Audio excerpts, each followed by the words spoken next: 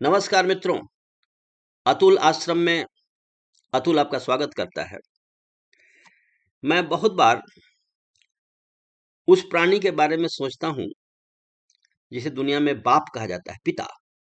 बाप शब्द का जो अंतिम अक्षर प है वो परवाह से जुड़ा हुआ है। तो जो बाप है वो परवाह करता है और इसीलिए वो एक अपराधी की तरह जीता है। मैंने बहुत बार देखा,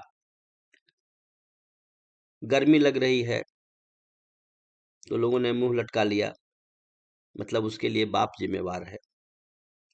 लाइट कट गई, सुख सुविधा में कमी हो गई, हर बात के लिए एक व्यक्ति से आदमी शिकायत करता है और वो सब सहता है।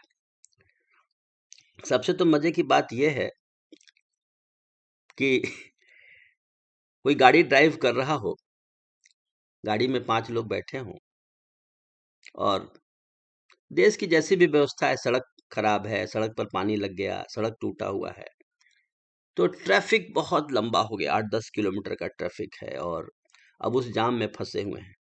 तो जो व्यक्ति, जो प्रायः बाप होता है, वो गाड़ी ड्राइव कर रहा होता है। अब उसने अगर भगवत गीता नहीं पढ़ी है, दुखेषु अनुद्विग्न मना सुखेषु विगत स्पृह वितरागम भयम क्रोध स्थिर धी मुनिरुच्यते, उसे बिल्कुल स्थित प्रज्ञ बन के रहना पड़ता है। बाहर से आवाज आ रही है, ट्रक टकरा सकता है, ठेला गाड़ी है, ये है वो है, जाम कितना लंबा है उसको कुछ पता नहीं है, कब घर पहुंचेगा कुछ पता नहीं है, भूख लग रही है, परेशानी है। ये तो बाह्य समस्याएं हैं। भीतर में, गाड़ी के भीतर जो 4-5 लोग बैठे हैं वो अब नाराज हो चुके हैं, सबों के चेहरे उतर गए हैं। कोई सत्ता को गाली दे रहा है, कोई व्यवस्था को गाली दे रहा है। हालांकि सत्ता और व्यवस्था के नेता न चीफ मिनिस्टर हैं वहां, न प्राइम मिनिस्टर हैं, न सड़क मंत्री हैं। वो जितनी गालियां दी जा रही है वो सब उसी व्यक्ति, उस ड्राइवर को के ऊपर आ रही है। अब वो दोहरा अपनी शक्ति का संचय करता है, भीतर के लोगों के सामने भी प्रसन्न होना, बताना, नहीं नहीं नहीं, जाम खुल जाएगा, चिंता मत करो, हम लोग टाइम पर पहुंच जाएंगे। इनकी भी काउंसिलिंग कर रहा है, बाहर भी देख रहा है कोई गाड़ी को ठोक न दे, कोई धक्का न लग जाए, कहीं खरोच न लगे, कहीं गाड़ी गड्ढे में न चली जाए, दोनों चीजों से। और उसकी पूरी की पूरी परीक्षा होते रहती है और इस तरीके से फिर जाम खुलता है, फिर ये होता है, फिर गाड़ी निकल जाती है। तो हो गया है ये कि सोसाइटी में, खास करके भारतीय समाज में, एक व्यक्ति जिम्मेवारी ले लेता है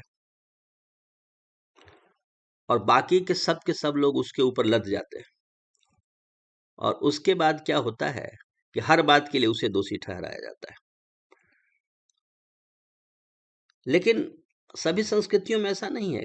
बहुत से जगहों में ऐसा है कि लोग उसमें हाथ बटाते हैं और इमोशनल स्टेबिलिटी, इमोशनल कोऑपरेशन भी एक बहुत बड़ा कोऑपरेशन है। मैं आपसे मिलूं और मिलते ही अपना दुखड़ा सुनाने लगूं और ये करने लगूं तो आप मुझे देख करके भागने लगेंगे।